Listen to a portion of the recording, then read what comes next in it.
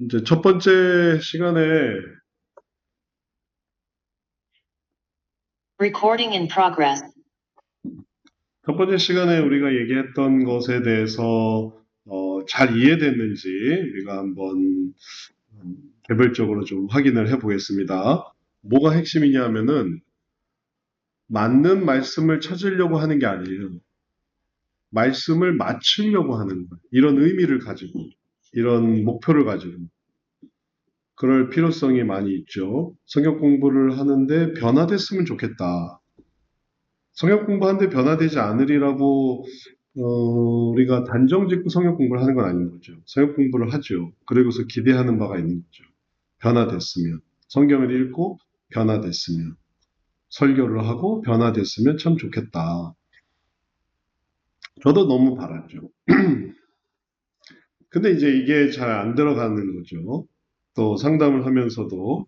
그래서 대중이라서 안 되나? 대중이라 다른 요소들이 너무 많아서 설교가 잘 됐거나 아니면 성경 공부가 잘 됐거나 안 됐거나 말씀을 읽는데 뭐가 문제가 있었거나 그래서 변화가 안 되나?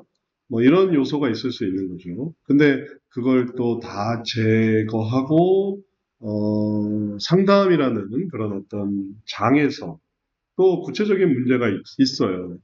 예를 들면 가족 문제, 아내와의 문제, 혹은 딸과의 문제, 아들과의 문제, 혹은 또 자기 자신의 어떤 안 좋은 습관이 있어요. 이런 부분에 하나님의 말씀은 과연 능력이 있는가, 의미가 있는가, 이런 것들을 고민하고 또 그런 것들을 이제 할 수 있도록 하는데 이제 우리가 소망이 있습니다. 뭐 물론 이제 우리나라가 성역 공부와 그다음에 또 성경에 대한 그런 많은 열심으로 오늘날 교회가 많이 부흥하고 성장을 했죠. 제가 이번에 어, 노회에서 성지순례를 갔다 왔는데 그리스에 있는 성지순례를 했어요. 근데 거기서 그리스 정교에 대해서 이야기를 들었는데 그 그리스 정교회는 이렇게 성경을 이렇게 읽고 그 내용을 뭐 나누고 뭐 이런 시간이 없더라고요. 그러다 보니까 그게 말씀에 스며든다든지 아니면은 행동으로 나타난다든지 이런 거는 그게 별로 없는 거예요. 그래서 정교회 잘 모르기도 했고, 그러니까는 전파되는 것도 별로 없고, 말씀을 가지고 복음을 들고 이렇게 나아가는 것도 없고,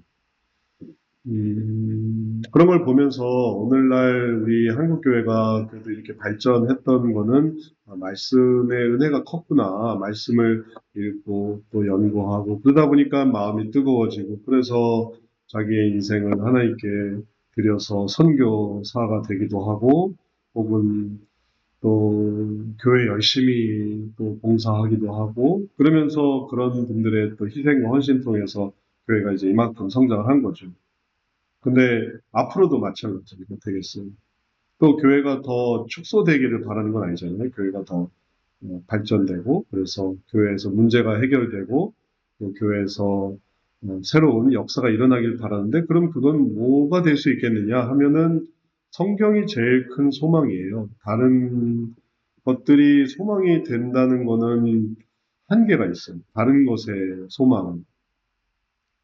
그래서 이제 성경을 알고 또 그것을 전도해서 성도들이 변화되고 또 문제들이 해결되기를 바라는데 기본적으로 상담적인 성경 해석법이니까 성경을 어떻게 해석해서 그걸 어떻게 증거하느냐 그냥 하니까 하는 게 아니라 요걸 우리가 원래 하려고 했던 요 의미를 잘 이해하고 할 때 또 배우는 게 더 잘 풍성하게 나타날 수 있겠습니다. 앞으로 이제 우리가 배울 것이 구체적으로는 음,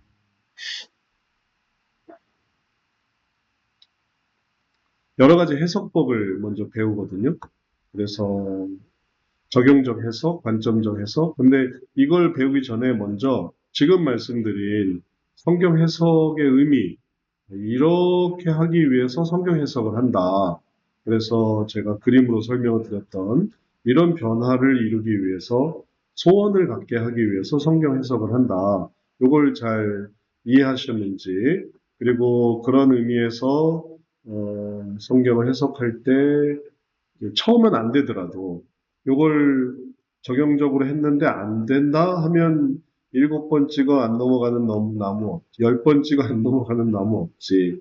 그리고 또 한 번 해보고, 또 한 번 해보고, 또 한 번 해보다가 어느 순간 또 될 수도 있으니까 그런 부분에서의 그런, 그런 선순환을 우리가 생각해 볼 수도 있겠습니다.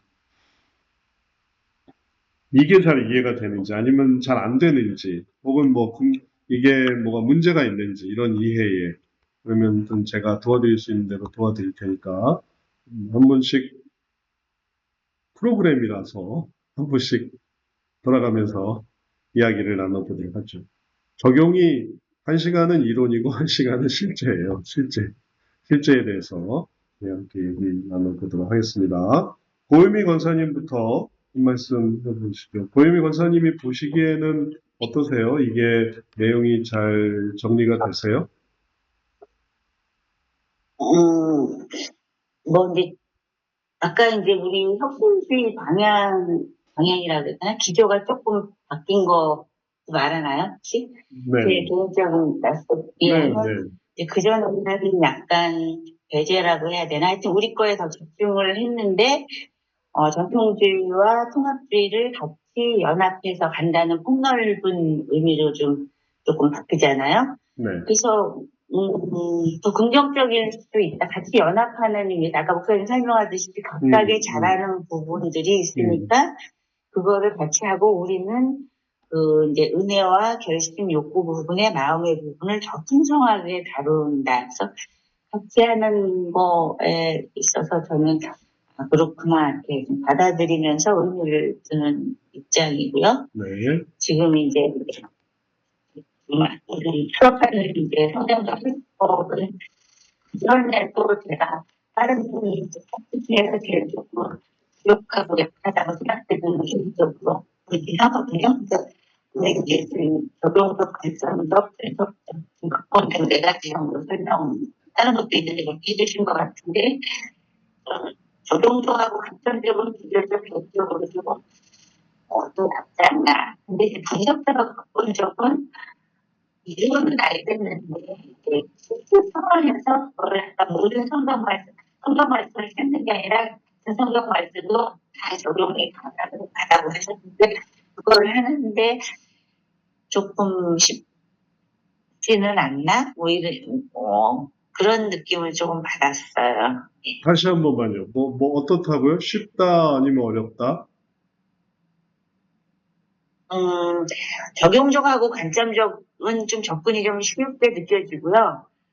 분석적하고 극본적은 어, 어떤 거라는 거는 알겠는데 적용하는데 조금 어려움이 있게 느껴져요. 저는요. 네, 다른 분들은 어떤지 잘 모르겠는데 이게 음, 아는 거하고 사례에서 직접 적용하는 건 조금 다를 수 있고 그거를 음. 잘하려면 반복적으로 하면 늘고 잘하겠죠, 당연히. 이렇게 이해하는 것과 잘하는 건 다르다 이렇게 느껴지긴 하고요. 네, 네. 그냥 다 잘할 수는 없을 것 같아요. 이제 우리가 배우는 내용의 이제 해석이 6가지인데, 적용하고 관점은 할 만한데, 뭐가 어렵다 그랬죠? 선생님? 극본하고 분석. 도덕도 뭐 또 극본하고 해서 극본하고 극본하고 분석이죠. 분석, 극본하고 분석. 극본적인 해석과 분석적인 해석, 통찰 해석이 어려울 수 있는데, 극본적인 해석은 뭐 이미 해보셨기 때문에 이제 그런 이해를 하시는 건데, 극본적인 해석은 그러니까 발단, 전개, 절정, 결말 이렇게 보는 거예요. 발단, 발단이 뭐냐, 전개가 뭐냐, 절정이 뭐냐, 결말이 뭐냐 이렇게 보는 건데 이게 조금 어렵게 느껴진다. 이게 어렵게 느껴질 수 있어요. 충분히 어렵게 느껴질 수 있고, 왜냐하면 이제 그렇게 보는 게 익숙하지 않기 때문에 그런 거죠. 지금까지 익숙했던 부분은 그냥, 어, 제일 익숙했던 게 적용적인 해석인 거죠. 적용.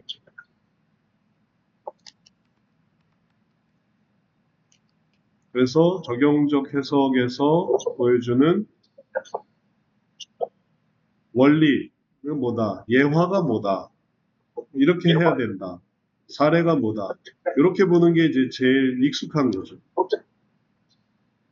익숙하지 않아서 평상시에 이 성경 해석에서 익숙하지 않아서 그래요. 그래서 이제 그런 부분에 어려운 점은 충분히 또 가만히 되고, 그리고 이제 다만 그런 부분이 그러면 우리가 왜 해야 되는가? 어려운 부분을 그러면 하지 말고 굳이 그런 거를 해야 되는가? 그걸 꼭 다른 거를 한다든지 아니면은 그냥 하는 것만 하면 안 되는가? 이렇게 생각할 수 있어요.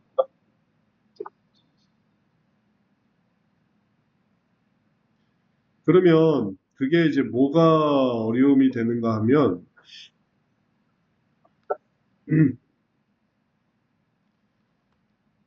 가능한 뭐 다 해보는 게 좋긴 한데,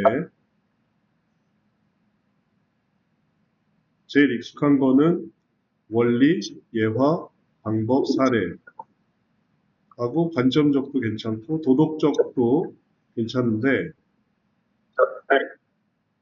극본적 해석에서는 발단부터 전개, 절정, 결말, 예, 도식으로 설명을 하자면 이렇게 올라가는 거거든요. 이렇게. 혹은 이제 이렇게 올라가는 것이기도 하고, 이야기 형식으로, 그걸 성경을 이런 식으로 해석한다. 이야기식으로 해석한다. 이런 게 이야기에 익숙해 있지 않은 사람들에게는 좀 어렵지만, 우리가 뭐 드라마 혹은 영화 이런 데도 많이 이제 경험이 있기 때문에 이렇게 이해를 해서 하게 되면 이게 보여주는 깨닫게 하는 그런 미래적인 면이 있어요.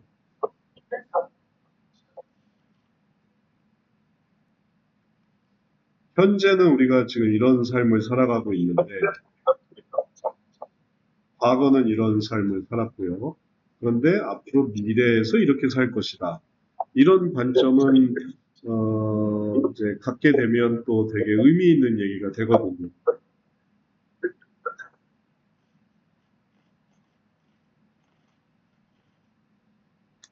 가능한 게 그렇다는 거니까 또 안 되는 부분은 계속 또 하나하나씩 또 생각해 볼 수 있습니다. 근데 요거는 또 하나하나 다 배워가면서 또 좀 피드백을 받아봐야겠네요. 권사님은 이미 알고 계셔서 알고 있는데 이제 이렇다는 거니까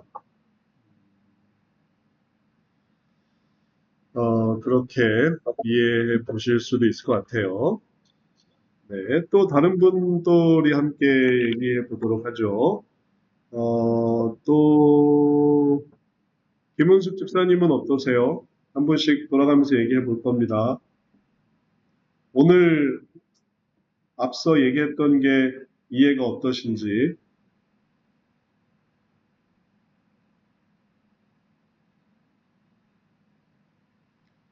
소리를 키고서 얘기해 주세요. 네, 그 상담 주제에 그 딱 맞는 말씀이 비록 떠오르겠지만, 네, 이게 맞춤 성경 말씀을 찾는 게 아니라, 그 말씀을 그 상황에 또 내담자의 이해 수준이나 성향에 맞는 맞춤 해석법을 찾는 게 관건인가? 이런 생각이 들어요. 네, 네, 네. 그게 관건이죠. 그게 바로 도구인가? 예. 네, 네. 그게 예를 들면 목수가 있어요. 목수가 있는데 이 목수가 자기가 원하는 대로 다 만들어줄 수 있는 목수면은 너무 좋은 거거든요. 만들 수 있는 목수. 근데 딱 자기가 하는 것만 하는 목수라고 생각한다면은 할 수 있는 게 별로 없어요. 우리는 이렇게 여기다 벽을 세워주시고요. 요건 이렇게 만들어주시고 가구는 이런 거 만들어주세요. 그거를 다 만들어내는 목수는 너무 도움이 많이 되는 거고. 근데 목수인데 나는 뭐 벽만 만듭니다. 혹은 난 요것만 합니다. 다른 건 못해요. 이렇게 되면은 한계가 있는 거죠. 예전에 이슬비 전도 편지라는 게 있었잖아요.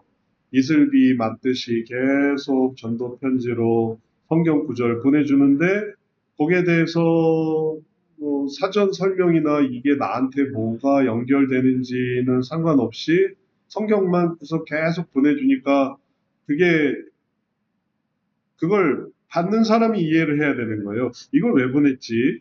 이게 나랑 무슨 상관이지? 그 한마디를 안 해주니까 나중에는 이게 귀찮은 일이 되는. 근데 여기에 한마디를 더 해준다고 생각해 보세요. 여기 있는 이 말씀이 너의 미래가 되면 좋겠다 하고 축복의 말씀. 여기 있는 이 말씀처럼 하나님이 너를 사랑하신단다. 이런 말씀. 그러면 내 말이 여기에 하나 딱 보여주면 이게 너무 은혜가 되는 거예요. 제가 종종 카톡으로 그런 사진으로 된 말씀 받거든요. 근데 밑도 끝도 없이 그런 말씀 딱 받게 되면 좀 당황스러워요. 그런 얘기와 함께 목사님 힘내세요. 이런 말이 되게 은혜가 될 것 같은데 그런 건 없고 그냥 사진만 투척. 카톡으로 사진만 보내. 물론 그 안에 좋은 말씀이 있죠. 근데 그 말씀이 나랑 무슨 상관인데 이 사람은 이 말씀을 나랑 도대체 무슨 연결 관계로 나한테 보내주는 걸까? 이게 없으니까 이게 좀 이게 단락이 끊어지는 그런 느낌인 거죠.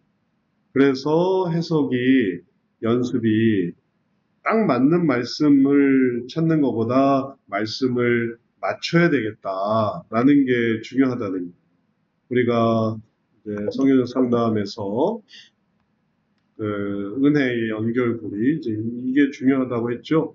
이게 되게 어려운 부분이라고도 볼 수 있어요.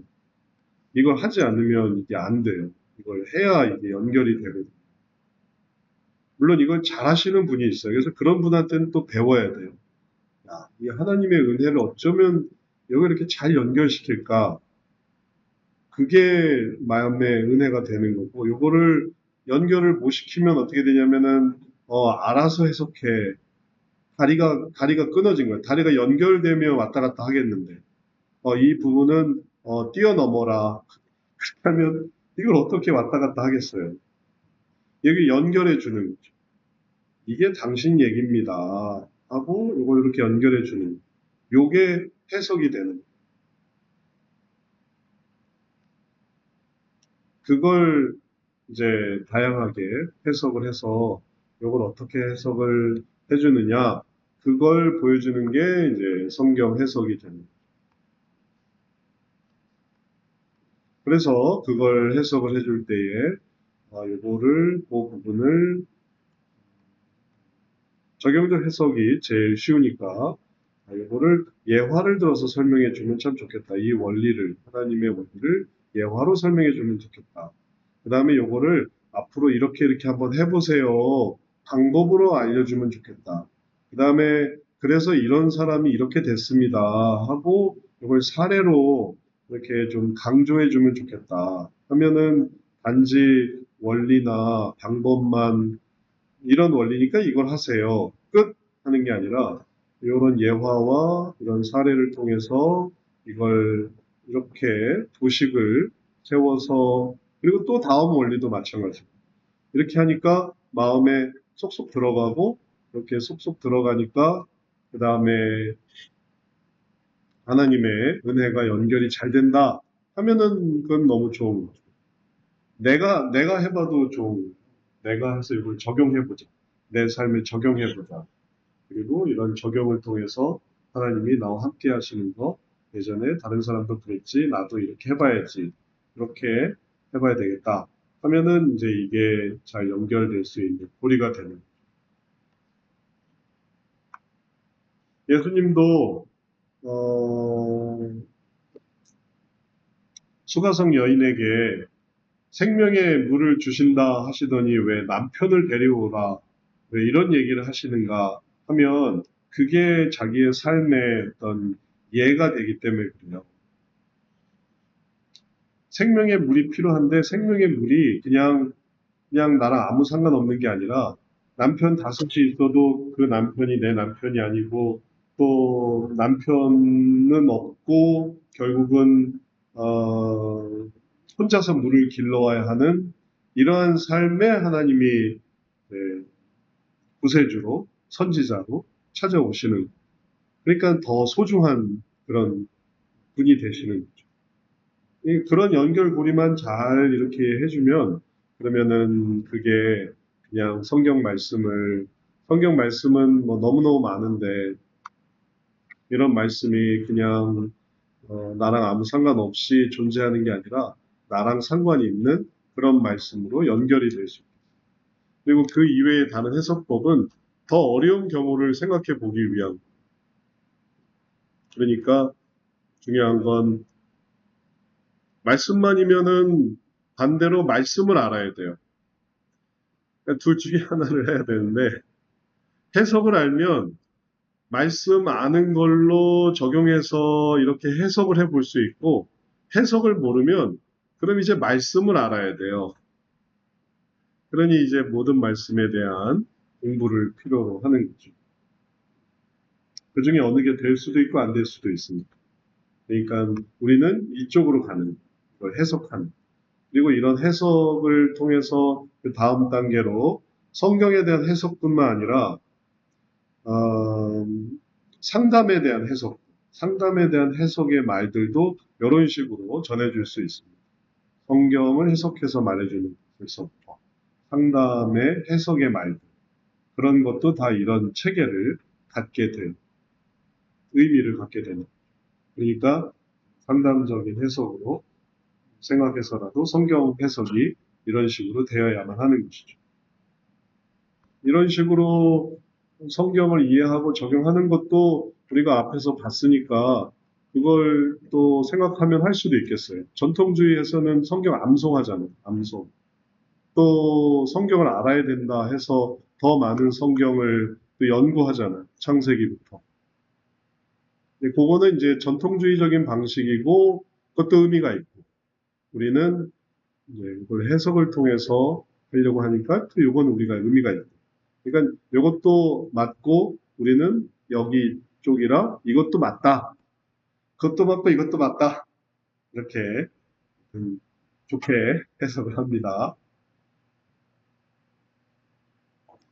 그 다음에 이문숙 사모님 한 말씀 해주시겠어요? 어느 정도 이해가 되셨는지. 예, 저는 목사님 설명하신 그 전통주의, 통합주의, 그 다음에 혁신주의, 이게 이렇게 같이 연합하는 거에 대해서 굉장히 좋게 받아들이고 있어요. 사실은 어릴 때부터는 전통주의 그 상담 속에서 살았고, 그 다음에 제가 이제 공부한 것은 통합주의에서, 전통주의에서도 좋은 점이 있고, 통합주의에서도 좋은 점이 있다는. 근데 이제 통합주의 공부하면서 부족하고 이런 부분이 있어서 이제 혁신주의로 왔기 때문에 거기에서 좋은 게 있거든요. 그래서 예, 그래서 나도 모르게 상담하다 보면 그런 부분이 나오는 거예요. 그래서 그런 거 이게 세 개가 이제 통합이 되면은 정말 좋겠다 이런 생각을 좀 했거든요. 그래서 굉장히 좋은 것 같아요. 네. 이 해석의 의미를 또 계속 잘 이해해 보셔야 되겠어요. 앞으로도 지금 말씀하신 걸 우리가 계속 강조를 할 거예요. 전통주의 해석에서 올라왔던 어느 정도의 방식이 있고요. 그 다음에 통합주의에서 또 어느 정도 올라왔던 방식이 있어요. 다들 배우거나 아니면 들었거나 하는 그런 방식이 있는 거죠. 그래서 이렇게 해서 신학에서 올라오는 전통주의, 그 다음에 심리학에서 올라오는 통합주의, 심리학의 여러 방대한 그 기술들과 내용들 속에서 신학의 많은 개혁주의 신학이든 아니면 또 생명 신학이든 아니면 실천주의 신학이든 혹은 목회에서 또 해왔던 그런 방식이든 이런 부분으로 이제 올라오는 것에 더해서 거기서 부족하다 하는 부분을 세우는 게 그게 이제 혁신주의라고 말할 수 있겠어요.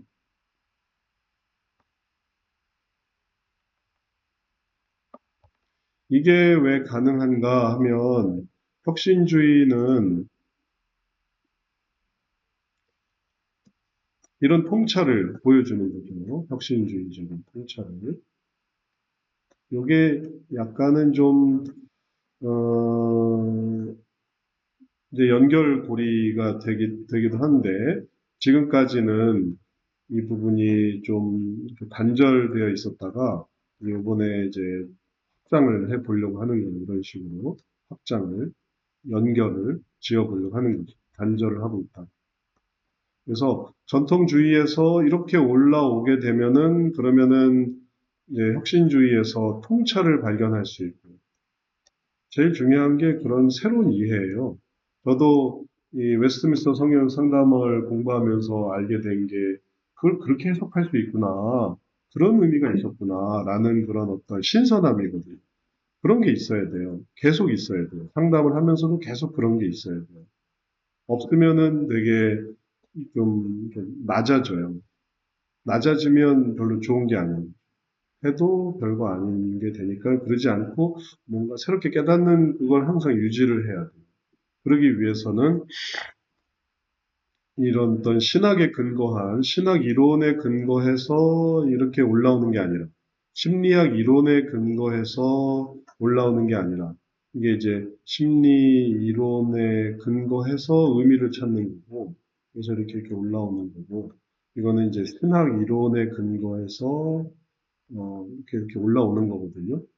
신학적으로 이런 게 있었다. 이단이나 정통이나 혹은 신론이나 인간론이나 뭐 이렇게 해서 또 삶의 모습을 설명을 하죠. 근데 이제 우리가 이런 통찰을 갖기 위해서 하는 건 뭐냐면 마음에서 여기서부터 이제 이걸 이렇게 올라서 이렇게 올라오는 거니까 이런 걸 배우니까 결국은 다 가지시는 거예요. 이렇게 할 때는 이렇게 하시면 돼요. 이렇게 할 때는 이렇게 하시면 돼요. 혁신주의에서는 이런 통찰을 갖고 그래서 그게 우리가 봤던 이 부분에서는 전통주의를 사용하시고 이 부분에는 통합주의적인 것도 사용하시고 여기서는 혁신주의의 내용도 사용하시고 그걸 배제하는 게 아니고 우리도 연결고리가 있습니다. 다 성경적 상담이니까 성경을 사용합니다. 그렇게 정리해 보시면은 그러면은 이제 성경 해석에서도 통찰이 필요할 때가 있어요. 아니면 그냥 하세요. 성경을 꼭 이런 식으로 해석을 해야 될 필요는 없어요. 꼭 이렇게 할 필요 없어. 그냥 평소에 읽는 듯이 읽으시면 돼요. 근데 이런 성경 해석을 특별히 해야 되는 때가 있어요. 그런 필연적인 상황이 있을 때 이제 그때 하는 거죠. 그때 한번 이렇게 해보자. 이렇게 하는 건 좀 특별한 거니까. 그러면은 이런 요소에 이렇게 하다 보면 그러면은 뭐가 생기냐면은 없는 부분을 집어넣을 수가 있어요. 이렇게 하려고 할 때, 내가 이것도 만들었는데, 이것도 했는데, 이게 없다. 그럼 이제 요걸 찾는 거죠. 그러면 이게 통찰이 되는, 없는 걸 찾는 게 통찰이에요. 이런 관계로 사례. 그래, 사례가 없다. 사례를 넣어야 되겠어. 그럼 그 사례가 통찰이 되는 거예요. 다른 것도 다 마찬가지예요. 있는 게 있어요. 아, 나 자신의 이해가 있고 타인에 대한 이해도 있어. 근데 뭐가 없었지? 아, 하나님에 대한 이해가 없었구나. 그러면 그게 통찰이 되는 거예요. 없는 걸 찾으면 그게 통찰이에요. 통찰적 해석이 따로 있지만 여기서의 통찰이나 여기서의 인사이트는 이거는 이제 의미와 원리를 알아가는 더 큰 통찰이고 다 이런 게 다 통찰이에요. 이게 선을 주도하는 게 이런 거구나. 다른 건 다 있는데 선을 주도할 생각을 못했네. 그럼 이게 통찰이에요. 그럼 이건 아무도 생각을 못했던 거예요. 이게 되게 특별한 거예요. 미래는 이럴 것입니다. 욥의 미래가 어떤 것인지를 생각해 봐라. 그러면은 아, 내가 이렇게 고생만 할 게 아니라 이런 게 있구나. 이런 게 이제 이해가 되는 다 중심에서부터 하다 보면 외부 중심도 알겠고 중간도 알겠는데 밖에서 그게 어떻게 보이는지 몰랐는데 알게 보니까 아 이런 게 있었구나 하면 이제 이게 통찰이 됩니다. 여기서도 이런 게 통찰이 내가 몸이 이런 것은 이런 감정적인 반응, 이런 사건이었는데 내가 몰랐던 게 이거였네요. 하면 이게 통찰이. 없는 걸 찾아내는 통찰이니까 그걸 연습해가는 과정이 되겠어요. 자기도 원래 없었던 거기 때문에 하다 보면 생겨요. 그 블록 쌓기 놀이를 해보세요. 높이 쌓아가는 건 우아 하잖아요. 이렇게 쌓아가는 거는 그냥 뭐 그건 누구나 하지. 근데 그걸 이렇게 해서 이 정도 쌓아서 하면 우아 하고 그게 새롭게 보여지는 거지. 밑에서부터 쌓아가는 게 중요해요. 그런 해석을 준비하세요. 필요 없으면 그냥 원래대로 하셔도 되고. 근데 상담사한테 그런 해석이 되게 고민되는 이 사람한테 무슨 한마디를 해줄까? 그러다가 이렇게 딱 합니다. 그럼 그 얘기가 어디서 듣지 못했던 얘기이기 때문에 아, 상담사님이 얘기를 들어보니 제가 생각이 달라지네요. 뭐 남편에 대해서 생각이 바뀌었습니다. 혹은 우리 아이에 대해서 힘들게만 생각했는데 아, 그런 게 아니었군요. 뭐 이런 식으로 마지막에 의미가 생겨. 그러니까 그 마지막 의미가 뭔지를 찾아내는.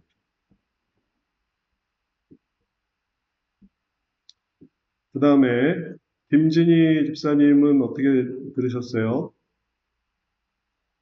아, 저는 너무 몰라서요. 그냥 어떤 건지 이렇게 그냥 구경하러 네, 왔고요. 네, 네, 네, 아는 게 괜찮습니다. 별로 없어서 네, 네, 예, 대신에 이제 저는 뭐 잘은 모르지만 이렇게 뭐 전통적이거나 뭐 통합주의거나 뭐 혁신적이거나 원래 그냥 다 이렇게 도움이 다 된다라는 음, 방향성이 원래 있었던 것 같아요. 그래서 음, 그렇게 가는 게 맞다는 이제 나름대로의 제 생각은 있었고요. 음, 대신에 이제 제가 제일 어떻게 보면 관심 있는 부분이 사람의 욕구가 어떻게 이제 그 욕구를 인정하고 채워주는 게 아니라 음, 하나님께서 기뻐하시는 방향성으로 그 욕구가 전환이 되고 또 하나님께서 이 사람을 향해서 가지신 선한 음, 열매를 맺을 수 있도록 그렇게 이제 전환되게 하는 방법 그것이 어떻게 보면 저도 가장 궁금하고 어떻게 그렇게 할 수 있을까 이것을 정말로 이제 갈망하면서 이제 배우고 싶은 영역이 딱 그 부분이기는 해요. 네, 그러면서 이제 실제적 구체적인 사례 중에 하나가 정말 그 하나님이 자기를 사랑하는 것도 알고 예수님의 십자가도 다 아는데 너무 사랑을 필요로 하는 사람에 대해서 아무리 이제 하나님이 너를 죽을 만큼 사랑해라고 얘기해줘도 그 사람은 느끼지를 못하는 거죠. 머리로는 아는데 정말 그 사랑이 정말 뜨겁게 나에게 충만하게 채워져서 흘러 넘치는 걸 경험하고 싶은데 그게 안 되니까 자꾸만 이제 사람들의 사랑을 찾아다니는 그런 이제 사례의 경우 이거를 상담사로서 더 이상 어떻게 도와줄 수 있을까? 이거는 정말 하나님만이 하실 수 있는 영역 아니냐? 이런 생각이 드는데 예를 들면 이런 구체적인 사례 가운데 어떻게 이런 좋은 열매를 맺을 수 있도록 말씀은 다 얘기해주고 그게 다인 것 같은데 그 이상 어떻게 도울 수 있을까? 이제 이런 고민이 좀 있었습니다. 네, 네. 그런 고민을 이제 우리가 찾는 거예요. 잘 말씀해 주셨어요. 그런 고민에 어떤 대답을 해줄까? 그걸 이제 해석을 하면서 적용적 해석에 원리가 있는데 그걸 잘 보여준 게 예화거든요. 그래서 예화로 어떤 예화를 줄까? 이런 예화할까? 저런 예화를 할까? 하면서 이제 이해를 돕는 거죠. 뭐 그런 예화로 쓸 수 있는 게 뭐 바통, 릴레이 릴레이 같은 것도 있고 2인 삼각도 있는 게 있고 그러니까 왜 또 성경의 부분에 가인이 자기 동생에 대해서 제가 동생을 지키는 자입니까? 하니까 하나님께서 말씀하시는 것은 네가 동생을 사실은 지키는 자가 아니라 네 동생을 사랑했어야 된다라는 거였죠. 근데 뭐 지키는 걸로만 생각하다 보니까 죽였죠. 사실은 사랑했어야만 하는 그런 대상입니다. 피가 울부짖고 있는데 그걸 외면했던 것, 가인의 이야기. 뭐 여하튼 이런저런 이 사람한테 가인의 얘기를 들려줄까 릴레이 바통 없이 도착하면 안 되는데 이런 얘기를 해줄까 그런 얘기를 찾아보면서 통찰을 찾는 거예요. 그러면 그게 어느 순간 하나 딱 걸리는 게 있어요. 그, 그런 게 있었죠. 그 어떤 성경 신학자가 자기가 하나님이 믿어지지 않아서 참 고민하고 신학생 때 막 괴로워하고 그러다가 그 대답을 찾다가 교수님한테 물어봤더니 저는 하나님이 잘 믿어지지 않습니다. 신학생인데 하나님이 믿어지지 않습니다. 그러니까 해주셨던 말이 뭐였냐면 하나님이 너를 믿고 있다. 네가 하나님을 믿는 게 중요한 게 아니고 하나님이 너를 믿고 있는 게 중요해. 그러니까 하나님 편에서 너를 한번 봐라 하니까 그게 그 사람의 마음에 뭔가 이해가 됐어요. 자극이 됐어요. 우리한테는 그건 당연한 거 아닌가? 그럴 텐데 그게 그 사람한테 자극이 됐어요. 내가 하나님을 믿어야 의미가 있고 안 믿으면 의미가 없고가 아니라 하나님이 나를 믿어주시고 나를 위해 뭘 하셨구나. 그러니까 이제 나도 거기에 이제 움직여야지. 이런 생각을 하면서 그가 바꿔서 나중에 훌륭한 신학자가 되었는데 어거스틴도 마찬가지고 어거스틴의 변화는 마찬가지고 그런 해석 하나를 찾으려고 하는 게 참 좋은 거고요. 그런 걸 다루는 게 이제 우리 혁신주의 성경 상담이라는 그런 건 어떻게 찾을 수 있는지 모르는 거니까. 그런 건 이렇게 쌓아 올려야만 하는, 거. 그래야 얻을 수 있는 거지. 그런 걸 따려고 해서는 안 돼요. 이게 올라가야 돼요. 절차에 따라. 이 사람에게 있는 건 뭐고, 내가 해줄 수 있는 건 뭐고. 그 다음에 가야 이제 거기서 이해가 될 수 있어요. 계속, 우리만 그런 걸 하는 거고, 또 다른 분야는 또 다른 걸 하는 거니까, 이제 이곳에서 또 그런 걸 또 한번 찾아보시면은 많은 걸 또 얻으실 수 있을 거예요. 우리만 하라는 건 절대 아니니까 했던 것들도 또 한번 잘 병행해서 사용해 보세요. 그래서 뭐, 그러니까 혁신주의만 하라는 건 아니니까 세 개를 다 가지고 계시는 게 좋을 것 같아요. 전통주의도 우리 속에 가지고 있고, 그다음에 세상에 대한 이해도 필요하니까 통합주의적인 것도 알고 있어야만 하는 거. 또 필요할 때 혁신으로 쓰는 거. 그러니까 결국은 연합이 되는 필요할 때 쓰는 거. 황선영 지사님은 어떠셨어요? 이해가 잘 되세요? 네, 저는 이제, 이 방향성이 바뀐 걸 말씀하시면서 연합이라고 하셨잖아요. 네. 예, 연합되어져야 한다는 말을 딱, 제일 먼저 생각드는 게 좀 약간 반감이 있는 거예요. 저 상황에서는 이제 아이가 심하게 사춘기를 하면서, 기독교 상담을 받고, 또 정통주의 상담을 받고, 심리 상담을 받고, 제가 머물게 되고 깨달아진 곳은 결국에는 혁신주의였거든요. 근데 이제 연합이 돼야 돼. 왜? 하는데, 물론 그 요소들은 필요한 분명히 있었어요. 도움이 된 것들이. 심리 상담에서는 아이가, 이제 무슨 검사지를 통해서 엄마 내가 어떤 성향을 가졌대, 어떤 뭐 이런 게 있대. 이제 이거를 제가 이제 어떻게 이 나온 결과를 성경적으로 해석해 줄까? 저한테는 그게 오히려 그렇게 됐거든요. 그러니까 왜 그랬냐면은 기독교 상담 받았을 때는 아이의 욕구를 들어줘라, 맞춰줘라. 그러니까 아까 임은숙 수장님 말씀하신 것처럼 공부랑 동일시 경청을 해소라는 건데 아이가 욕구를 자꾸만 들어서 끝이 없는 거예요. 근데 결국엔 뭐라 그러냐면 그게 해결이 안 되니까 병원을 가라는 거죠. 네, 왜냐하면 욕구만 계속 들어서 그 분노가 계속 게이지가 높아지니까 상담자도 그게 해결이 안 되니까 결국에는 병원을 가서 약을 먹어야 된다는 거예요. 근데 또 그 병원에서도 약을 먹으면서 상담을 해야 되니 여기서 상담을 받는데 그 의사 선생님이 하시는 말씀이 뭐냐면 아이 상태가 저런데 저분의 상담으로 이 아이가 상담이 될까 하잖아 이렇게 하시는 거예요. 그래서 제 입장에서는 정말 지푸라기라도 잡고 싶은 심정에 갔는데 의사 선생님 그렇게 얘기를 하시니까 너무 반감이 사는 거죠, 저도. 그럼 여기서도 해결이 안 되는 일이네, 결국엔. 하고서는 거기서 받은 상담 제가 이제 안 하게 됐어요. 그리고 나서, 그러면은, 기독교 상담도 안 돼. 통합 상담에서도 뭐라 그러냐면, 부부 상담만 하겠다는 거예요. 그러니까 그런데 남편은 내가 뭘 잘못했어. 내가 상담을 왜 받아야 돼. 또 이러고 있으니까, 내 입장에서는 아이도 상담을 하도록 도와줘야 돼. 남편도 상담을 하도록 도와줘야 돼. 그러니까 너무 절차가 복잡하고 힘든 과정이 있었어요. 그러다가 그래 그럼 내가 상담 받을 때니 알아보자 한 곳이 사실 여기거든 저는. 그러면서 내가 바뀌니까 다 바뀌었어요. 사실 남편도 바뀌고 아이도 바뀌는 저는 정말 경험한 사람이다 보니까 이거를 연합해야 돼. 왜? 그냥 그분들의 통합주의 또 내지는 어떤 뭐 기독교 상담, 전통주의 상담 그런 요소들이 필요한 거지. 아니야 이건 하나님의 은혜로 바꿔지는 부분이기 때문에 그걸 연합하기보다는 그 요소를 받아들이는 거지. 이러면서 저의 욕구를 보이고 있어요.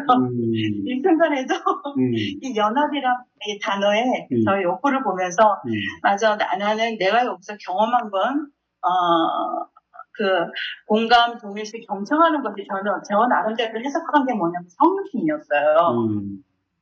내가 들어주고 공감해주고 그 다음에 어떤 상황을 동시에 해주는 거는 성육신 되어지면 이 사랑이 하나님께서 나를 이렇게 성육신 하셔 나를 사랑해 주셨으니 그게 이 아이한테 또 남편한테 또 지체들한테만 이렇게 전이되면 되는 거구나 하는 저는 배운 게 그거거든요. 여기서 알게 된 부분이. 그래서 그걸 그렇게 성육신 되는 부분을 이해하면서 그럼 내가 앞으로 상담적으로 성육신 되어지는 거는 그 사람 같이 같은 생활을 가져가고는 다르니까 상담적인 것만 시간에 제한되어 있는 상담만 하는 건데 그러면 내가 이 성육신을 어떻게 풀어갈 건가에 대한 저는 과제거든요.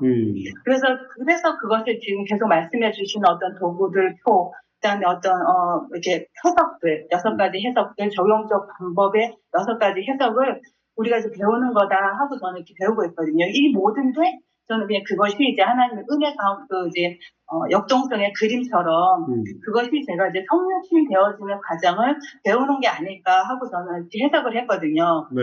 그러면서 좋은 거 그리고 전통주의에서 받아들여야 할 부분, 또 인정해야 되는 부분, 그런 것들 사실 저 역시도 그런 게 이렇게 경험하다 보니까 아이를 통해서 필요한 게 있더라고요. 그래서 저의 뭐 연합이라는 단어에 속하지 말고 선생님 말씀해 주신 것처럼 결국에는 그것을 지금 그림 그린 것처럼 그래서 하나님의 은혜 속에서 그게 올라올 수 있도록 도와야 되는 게 오늘 가장 저에게 이제 배워지는 그런 시간이었어요.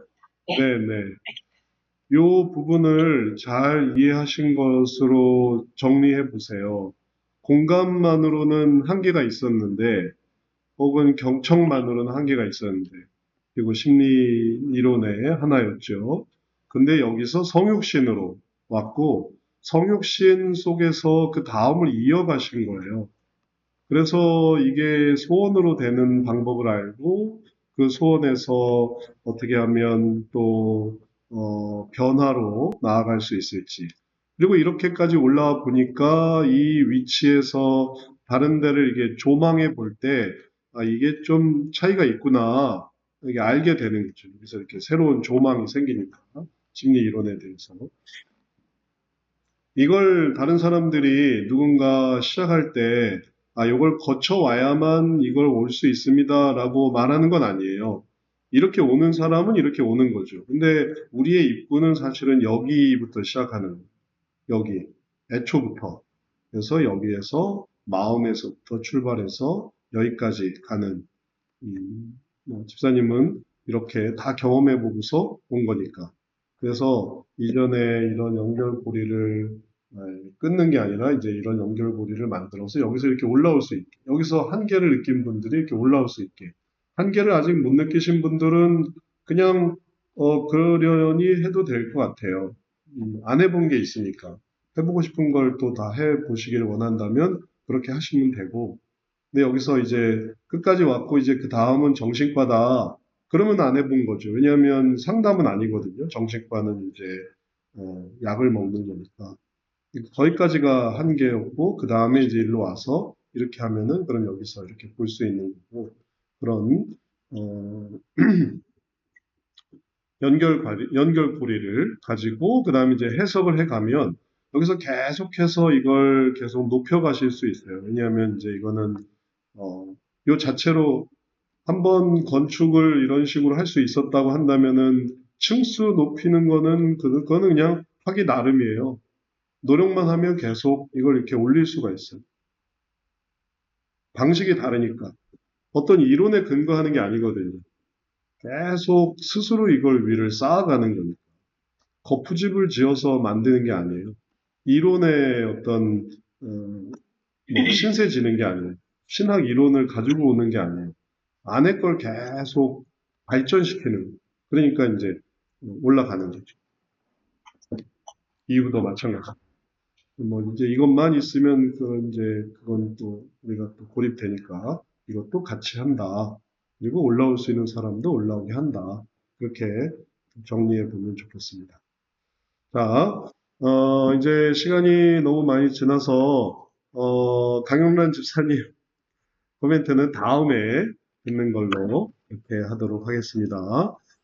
오늘 우리 첫 시간, 이제 앞으로 기조의 변화와 이제 성경 해석에 대한 의미 함께 생각해 봤고요. 다음 주부터는 또 이제 구체적인 적용적 해석부터 해석하는 거 해보려고 하니까 이러한 해석 잘 배우셔서, 통찰을 알 수 있도록, 그 통찰이 어떻게 이렇게 쌓아 올라가는지, 요거를 잘 기억하셔서 뭐든지 다 쌓아 올라가는 거거든요. 1, 2, 3, 4 이런 식으로 방식이 어떻든지.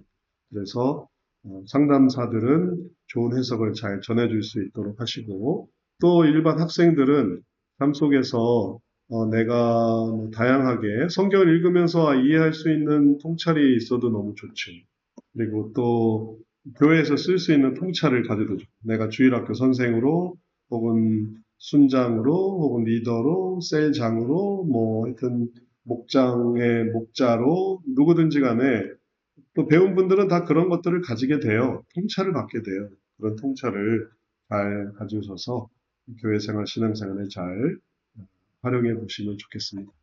오늘 우리 기념사진 한 장 찍고 우리 함께 기도하고 마치도록 하겠습니다. 자, 같이 한번 보시죠. 기념사진 한 장 찍겠습니다. 참여하신 분들 하나, 둘, 셋. 한 번 더 찍을게요. 눈 감았을 수도 있으니까. 하나, 둘, 셋. 자, 제가 한번 기도하고 마치겠습니다.